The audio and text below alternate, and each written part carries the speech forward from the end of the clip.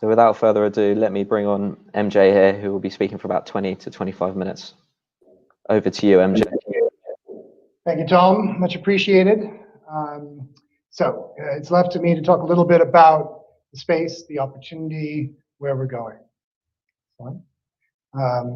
So if we take a look at the what I'm going to try and cover in the next 20 minutes, highlight the exciting opportunity in fixed income, Tabula's focus, what we're seeing in the space, what we've seen happening so far, and what it looks like going ahead. So what most of us probably already know, fixed income represents coming up on 30% of the assets in the ETF space today. There are about 775 funds, depending upon how you count it, in the fixed income space. However, there's a very high concentration of assets in a small number of funds. 30 or so funds represent about half the assets. So part of what that tells us is that there's been a degree of innovation through launching of new funds, but it doesn't seem to have tapped into what investors are looking for. So we're looking for innovation that delivers real returns to investors. This year, since the sell-off in March, we've seen a very strong bounce back from fixed income, the yellow line, and equity was delayed by a couple of months before it came back. We are seeing a larger absolute amount into fixed income despite the recent flatter performance, which is interesting because, of course, the equity asset class is double the size in the ETF space of the fixed income asset class, which means that this is what's really driving that 28% towards 30% and beyond. Fixed income is starting to catch up. We need to remember that fixed income is an asset class and with the passive space is in a meaningfully different place from equity. Equity investors started heading towards passive 20, 30 years ago. Probably 20 to 30% of equity assets are now managed passively. Fixed income across the asset class is twice as big as equity. It's probably 100 trillion versus 50 trillion in equity. However, maybe 5% of fixed income assets are managed passively. All of this builds up to say it's interesting that equity has 60% and fixed income 30%, but it looks like that ratio will change. The flows this year suggest that it continues to change. Now, this is really our thoughts on what the biggest impediments are to fixed income conversion to passive, and I tend to put it into three buckets. One is fixed income is a pretty complex asset class. It really is hard to say that fixed income is one asset class. There are a series of sub-asset classes within fixed income that are meaningfully different from each other. Government bonds, investment-grade credit, high yield, emerging markets, convertibles, mortgage-backed securities. The list goes on. You have bank capital, you have corporate hybrids. All of these, as you go into the sub-asset class, if you want to gain exposure or index that exposure, it's quite a different process, sub-asset class by sub-asset class. So the complexity of the space is one challenge. Secondly, the number of securities. There are about 9 million fixed income securities. Last time I counted, something more like 70,000 listed equities. Every time you enter one of these sub-asset classes, there are hundreds of thousands of securities. So you can't just enter the space and take an approach that just says, I need something of everything. That would not be efficient. It would mean you're buying far too many securities. You'd also be buying securities that were meaningfully illiquid. So you have to have a real logic as to which securities you select. And finally, there's data. In the fixed income space, obviously, fixed income is largely traded over the counter. And so the availability of prices and data around the levels at which securities are trading, which ones are liquid, et cetera, hard to come by. And so that also retards people's ability to create compelling passive solutions. There's some side notes that I think that will help fixed income as we start to get more into risk factors, interesting themes in fixed income. That will probably drive people more into the asset class as well. So who are Tabula? Some of you may never have heard of us. We're a relatively new asset manager created a couple of years ago, focused. We're an independent. We're not tied to any one particular large existing financial entity, although we do have partnerships with a number. We are fixed income specialists. We pride ourselves on knowing the asset class and therefore inventing it from within, really thinking about how do you want to gain exposure to fixed income. And we're creating a range of much more targeted ETFs that get at a specific value proposition rather than just kind of a kitchen sink approach to gaining access to fixed income. So let's talk about some of the things we've learned about fixed income this year. The first is that in volatile times, there's some interesting dynamics to fixed income ETFs. We've seen various articles, we've seen the regulators comment on them. In March of this year, we saw the VIX, the gray lines on here are the gray wave, is the movement in the VIX. We saw the VIX spike through the middle of March as people became more and more concerned about the impact of COVID on the economy, on the markets. And at the same time, we saw people trying to sell fixed income exposure to realize cash. We use here IEAC as an example of flows. These are flows across all the major ETFs. This focused specifically though on IEAC. And then as the VIX, we saw the outflows as the VIX spiked. And then as the VIX started to settle down, a bit of inflows back into European investment grade. Now let's think about European investment grade. That is obviously beyond governments, the most stable asset class and the most highly represented in the ETF space. The most funds, when you look at that asset base that we looked at, about 80% is governments and corporates, half of that is corporates, a big chunk of that is investment grade corporates. So when we see outflows from IG corporates, it tells us a lot about risk appetite amongst investors and how they translate it into fixed income. As you can see, as soon as the VIX started to settle down, inflows back into broad IG. However, as most people are aware, we did see meaningful discounts to NAV in the ETFs. And this has been dissected, generally agreed that the biggest problem is the data that goes into the indices that the ETFs are tracking. And therefore, it was that the index was behind and the fund was on top of the changes. However, the bigger the basket of bonds that you're tracking, the more that you will see this impact. And also, if you're not very careful about which bonds you put into your fund, it will have a bigger impact. So if you can pick bonds that are more liquid, then your gap between the pricing of the ETF and the pricing of the index is likely to be smaller. We've seen that with Tabula's European IG product. We had a smaller discount to NAV during this time due to smaller basket, more liquid, 80% of the bonds being in the ECB basket and therefore being heavily traded and focused on by the market. This really gets back to how many bonds, what's the most efficient way of replicating an exposure, and generally you can replicate efficiently the exposure of a market with fewer bonds. And a lot of managers end up doing that through the optimization process. You can translate some of this optimization into the indices that you track. We've seen some examples of that with liquid benchmarks. We've taken it to the next level. So what are we facing today in the markets? Now, of course, today, US election day, everyone's focused. Sometimes you think you know what's going on, the next minute you don't. It will probably play out over a number of days. Maybe we think we will know the answer later today. That volatility, what did we see this morning? Markets were wider on concern. Generally, people sell with uncertainty and they buy when there's certainty, regardless of what that certainty is. So election uncertainty is bad for the markets.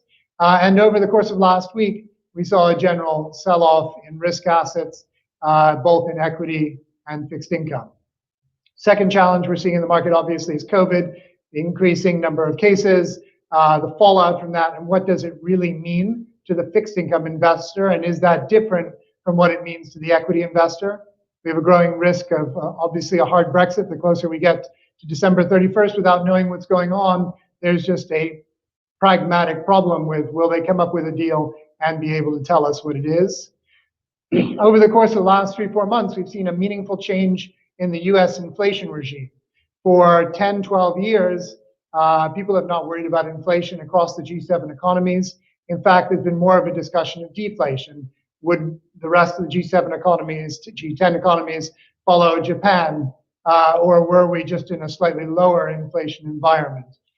In August, Powell came out and said we effectively need to bump up our inflation targeting in order to achieve what we've been trying to achieve. That has some interesting impact on the markets. The final point, and everybody knows this, but it's particularly important in fixed income, going into year end, there's always less liquidity in December. Across the markets, it's particularly true in fixed income securities. And so for people who are trying to protect their portfolios from unwanted volatility, they need to select securities to hold or products that hold more liquid securities going into year end. So let's look at what's going on. In the COVID space, the top two graphs basically show us that across 2020, we saw a spike, obviously, in reported daily cases in March, April, May across Europe. We've seen a significant bump up in cases in the last month across EMEA. And then we look over to the right-hand side and we look at the number of reported deaths. I'm sorry, I flipped it around. The right-hand side is the reported cases, and the left-hand side is reported deaths. Interesting that the reported cases is far beyond anything that we saw in March, April, May, but yet the number of deaths, thank God, are still significantly lower. Most people say it's due to better testing. It may also be to who's catching it, and therefore the mortality rate of people who catch the disease.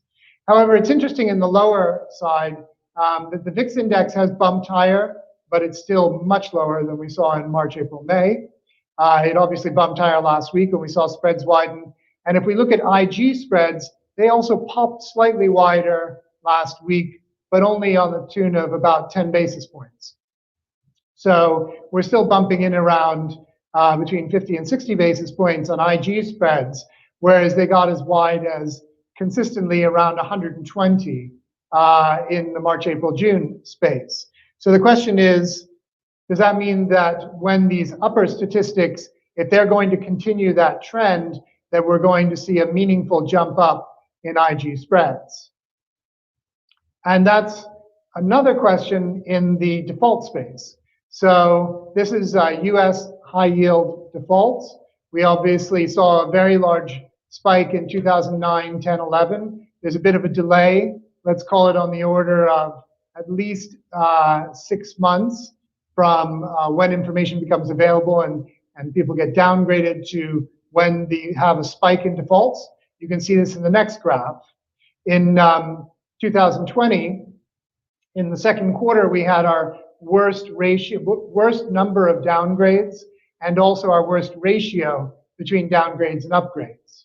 So the green are the upgrades, the red are the downgrades, the black line creates the ratio. You can see we got to the worst position in the second quarter. In the third quarter, we've seen a reduction in the number of downgrades, not a meaningful improvement in upgrades, not surprisingly. The question is, what's going on here? Is this just because the rating agencies did a lot of work in the second quarter and got the message out there, they had less new information, or are things actually stabilizing? And going back to the previous graph, how does this feed through? So when we look back, when we've had a relatively even ride for a number of years, while we've had a relatively even ride in defaults, a little bump up obviously in 16, 17. What does this mean? Generally, it's a 6 to 12 month delay. Will this line continue to rise? That would be concerning. Will it feed through into the defaults? As we look at this space, we think in terms of what are the products that we can get to clients to help them target the specific concerns they have about the market. Today we have 8 funds. 4 of them, the yellow boxes, are basically ways of going long and short credit, mainly high yield or levered investment grade. And so that's a way of expressing a specific view on which way the market's going, which is basically the existing products that were in the market before we launched these were all long certain segments. And they basically said, do you like this segment or don't you? But they also made you long credit as well as the underlying interest rate exposure in general. This is us specifically delivering credit spreads away from the blend of credit and interest rate exposure. In addition to that, we obviously have green, which is our European IG bond product, which I talked about earlier. Interestingly, we also launched a product, the credit curve steepener, which is really a carry trade. So it doesn't go, it has a neutral position on investment grade credit. So it goes long and short on 5 and 10 year, thereby giving you a curve position, and it gives you a return that is significantly better than Euro cash. So it gives you an opportunity to get a better return from your investment than being in cash, but neutral on the direction of credit and a positive performance if the credit curve steepens. And for today, where the credit curves are is relatively neutral with chances that they could steepen. Of course, they could flatten, but with opportunities for steepening. The last thing I'd highlight here is enhanced inflation on the far left-hand side, which we just launched a week ago. And that's a blend of 2 traditional exposures that we see in the market, US tips and US break-evens, but giving the investor both blended together with 100% exposure to each. So not buying it as if you went out and purchased both the ETFs and held them together, but as if you could leverage yourself and own both with the same amount of money. We think this is important because tips, although they are offering inflation exposure, it's a limited amount of inflation exposure. They're also exposed to realized inflation, i.e. what has been announced of the past movements in the CPI. Break-evens focus on inflation expectations, but they offer no running yield. And so therefore, if you're in a break-evens position, but you don't see a significant pop-up in inflation expectations, your investment tends to decay slowly over time. When you put these 2 investments together, you get a yielding asset combined with greater inflation exposure. Now, if we go back to what I was talking about Powell and changing the target for the Fed has basically said, we've been targeting a 2% inflation rate for the last 10 years, and we have consistently undershot and achieved around about 1.5%. So we believe that we need to target something up to 2.5% in order to achieve 2%. And we don't really know if that means we're going to target 2.35, 2.5, or whether we'll actually have to target slightly above 2.5%, but somehow we need to get the realized inflation up. This is obviously suggesting that the old levels of inflation that we've seen should immediately be bumped up by 50 basis points for a forward-looking product. Secondly, there's a meaningfully different dynamic to the economics of today versus what we saw in 2008, 2009. 2008, 2009, we saw very active central banks, but generally limited fiscal activity. Today, because of COVID, we're seeing significant injections of investment by the governments, putting money into the pockets of investors, supporting corporates, and we see very loose central bank activity. So you put those 2 together, you're starting to get some real momentum behind the pendulum, pushing inflation. You have central banks saying we're not going to step in the way of this. So the question is, can they control it? You know, we'll probably see the start to swing, but where will it swing to? We're in a world where inflation expectations could not be more diverse. We have some clients who are telling us they actually are still expecting deflation. We have clients who tell us that they think we're going to get to significantly higher inflation rates, 5% and above. Not in the last 15 years have we seen so much diversity in perspective, and that obviously creates an opportunity. So we're in an asset class.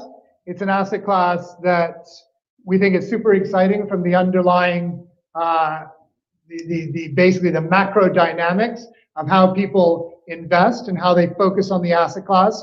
Remember, when passive starts to focus on an asset class, it not only moves money, but it also gives tools to multi-asset investors that they didn't have before. And so I would argue that fixed income lost its mojo a bit in relation to equities over the past decade or two. Equities was better understood.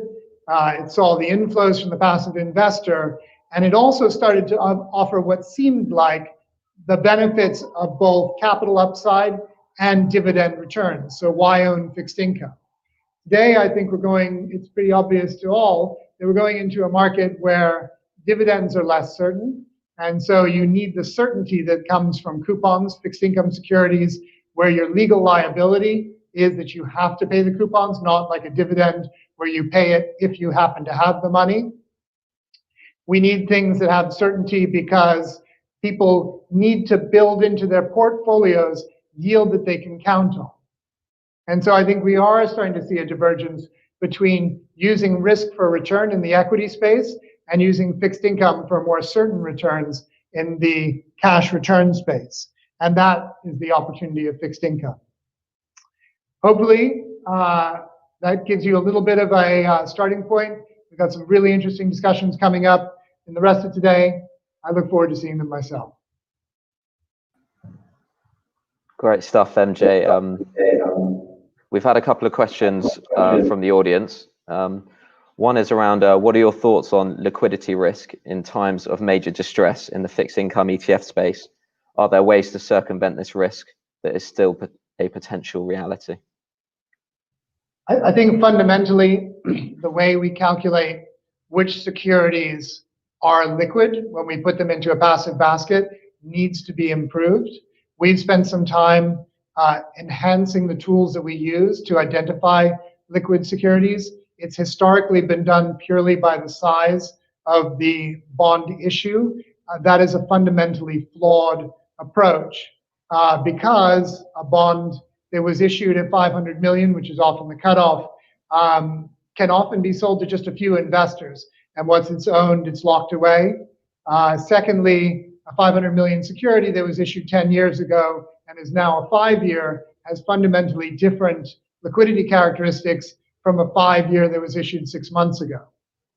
I think there's a lot more data now available. TradeWeb is going to be talking later through TradeWeb, Market, through these platform trading of fixed income. We know a lot more about the turnover of securities, and I think we need to build this into our calculations so that we pick truly liquid securities and also change securities based on real liquidity characteristics. So yes, I think liquidity is probably one of the biggest issues. I think we saw from the data that I showed around the March sell-off that the ETFs do a good job of actually being price discovery and getting to the right price, but we still need our indices to produce the right price.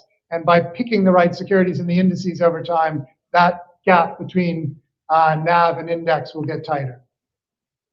And another question we had is sort of where are the big opportunities you see in the space? I know we could tie that in slightly with ESG. That's a really hot topic. Is that something that Tabula are looking at? Yeah, I mean, ESG, clearly, ESG, regardless of your asset class. A couple of things about that. I think your question when you talk about ESG is that there are about 4 different ways to approach ESG, starting from lightest touch is screening, all the way to impact investing. And the question is, what do investors want?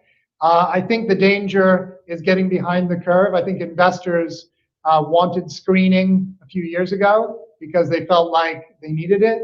I think now the real opportunity is impact. People want to see better returns from investing in the right securities. And that's what impact is. That's what ESG factors are about. So I think there's a lot more work to do on how to programmatically deliver impact investing in the ESG space. Obviously, climate benchmarks are one of the first broadly available ways of doing that. They've been done In equity, there's still a good deal more to do there. In fixed income, we haven't seen anything in the European IG space for climate. We as a firm signed, we signed into the PRI this year. We're joining some other initiatives in the ESG space. We've done surveys of clients to be clear what they want. We have some very strong ideas of what we want to do, and you should be seeing something from us very soon in the space.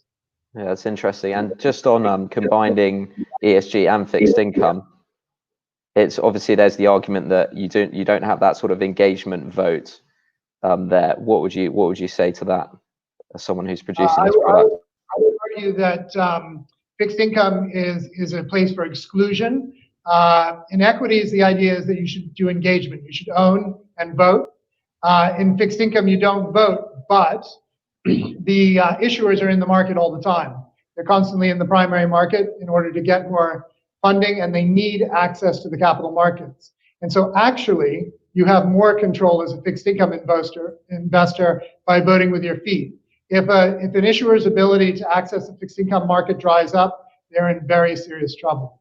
So I think actually it's just a question, again, of understanding the asset class, understanding the way that you vote with your feet, and we need to start putting money into the primary markets very aggressively towards the clients that are doing the right thing. Another question we've just had from the audience is around the China bond market. Seems to be the next big thing in Asia, given the inclusion on FTSE. What's your view on this, and is this an area you're looking at? Given, I think what we've seen to date has mainly been government exposure or government-related entities. I think the really interesting space in China and more broadly across Asia is high yield. So when I talk to my friends in Hong Kong and Singapore and talk about what they're buying in the fixed income space, they're buying local high yield, and they're getting returns that would make most investors in Europe salivate. So I think that the opportunity is to do some smart investing in Asian high yield. But basically, China fixed income, in the same way that China equity, you have to be in it as China's proportion of the broad indices grows. It's going to be the same thing for government-based fixed income as well. And whilst you were speaking, we did do a poll, which was effectively looking at whether investors are increasing their exposure to fixed income ETFs. We found that there was about 50% that are. Do you think you could just talk a little bit about why there is this increased exposure to fixed income ETFs more generally, and why investors are putting their money there? So I think, I mentioned at the beginning, 5% of fixed income is passive, 95% is active. As that pendulum swings towards more passive, fixed income ETFs are a natural place to go, as most of them are passive. I think secondly, the multi-asset class investors are starting to think again about their allocation to fixed income. I think they've been underinvested to fixed income over the past several years. Some of the reasons that I mentioned around looking for yield through dividends, they're now starting to realize there really is a reason to own yield through fixed income. But to build that yield properly into their portfolio, they need to have more targeted tools. They can't just buy a kitchen sink of everything to get that yield. They need to think about what is their investment hypothesis that they're executing through the passive instrument. That's why I think more specific fixed income instruments are going to combine with this swing to fixed income investing to satisfy the needs of those investors. And just finally, one more question we've had is, could you please say a few words about your credit vol premium ETF? In particular, what you think is the structural driver of implied versus realized premium? So the implied versus realized premium in credit is due to a market where structurally you have sellers you have buyers of the options and no sellers of the options. So unlike the equity markets where you have a pretty balanced supply and demand, buyers and sellers, in the credit markets you don't. You have banks on one side, you have mainly long-term credit holders on the other side. As a result, the bid offer is wider in those markets, which creates larger value in the volatility selling space. You can see that through looking through the statistics over the past years. So if you look around the markets for products that deliver exposure to credit volatility, there are very few. You can find lots that offer exposure to equity volatility, some to FX, some to commodity, almost nothing to credit. And that is why there's an opportunity. Whenever you find a space where there's a structural gap and a lack of opportunity to access it, it creates an opportunity. Great stuff, MJ. Well, that's just about all we have time for. MJ and the team at Tabula will be in their expo booth. So if you've got any more questions, do head over there. Next up, I'm delighted to say we'll have Michael Howe, CEO of Cross Border Capital, who will be speaking to David Stevenson.